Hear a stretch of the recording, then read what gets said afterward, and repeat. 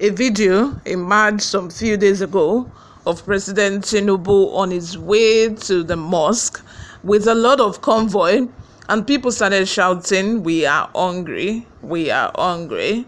It will amaze you that in the midst of all of these economic chaos, killing and massacre that the country is going through right now, the president did not deem it fit, to be seen as sober.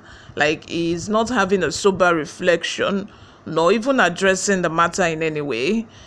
We are going to dive right into the details of today's news, but before we do so, if this is your first time here or you haven't subscribed to this channel, please do well to subscribe, like this video, leave your opinions in the comment section below.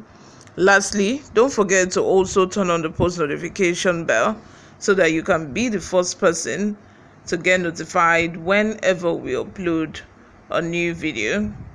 After some Lagos residents were shouting, "We are hungry," after seeing Tinubu's convoy, Dele Farotimi reacts. The Idumota market area's vendors reportedly voiced their displeasure with President Bola Ahmed Tinubu after witnessing the presidential convoy, according to Newsroom Nigeria. The story went on to say that even as President's convoy made its way through the busy alleys of a market, the people continued to yell that they were hungry. Reacting to the report, Dele Farotimi stated that to be forewarned is to be forearmed. He said people should always remember the reasons of the past to prepare the future. He wrote on his page, "You are hungry, to be forewarned is to be forearmed. Remember the lessons of the past, 1993 to 1999. Look to the past to prepare the future."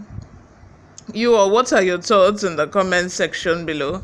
I believe Dele Farotimi is trying to say that you people put yourself in this situation. If you had not voted for Tinubu, you would not be shouting that we are hungry right now.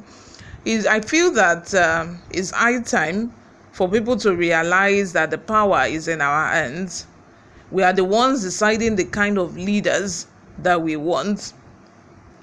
The bad leaders were always shouting that, the only problem that we have as a country is bad leadership, bad leaders, bad leaders, bad leaders.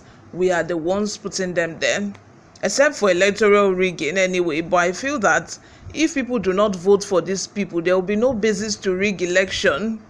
Even if they are going to rig it, it is going to really be tough for them to rig it.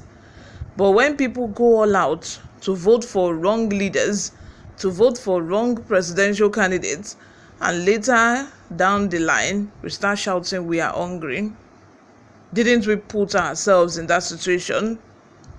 Didn't we? We voted for them.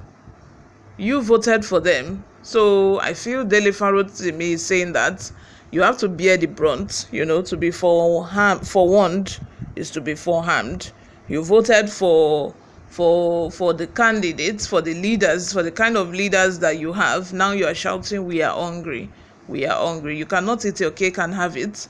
This is the repercussion of your actions. Let me remind you at this point to subscribe to this channel if you haven't already done that. Before we go, let's take a look at some of the reactions we got online. Okechukwu Aladum says, "Keep on lamenting, sobering, weeping and mourning and ranting like castrated bulldog while thinkers are thriving.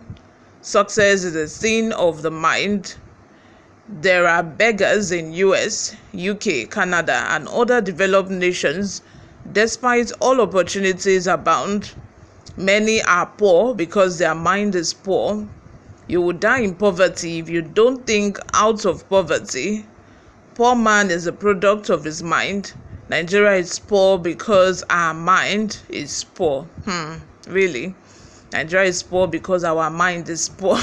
Those people who are trying to make it in their business, who are trying to start up businesses, don't you see how the economy is even strangling their businesses? The economy is not helping in any way. Even if you are trying to make ends meet legitimately, you are trying to thrive, the different economic policies will shut your business down. Those people who are importing from China, the daily rise in exchange rates now is making it more difficult for them and their businesses. These days, when you go to shops to buy things, stores are finding it difficult to even buy petrol to fuel generator. There's no light. A lot of people rely on petrol. They are finding it really hard to even fuel their generator to provide light to customers who want to walk into their stores to buy one or two things. It's that difficult, it's that hard. So it's not about being poor in the mind. I understand your ideology, but it has nothing to do with the kind of situation that we find ourselves in this country. Nigeria is harder than you think. Adekunle Ajayi says, you want to be arrested to become popular? Sorry, Tinubu has no time for you and Aishas of this world.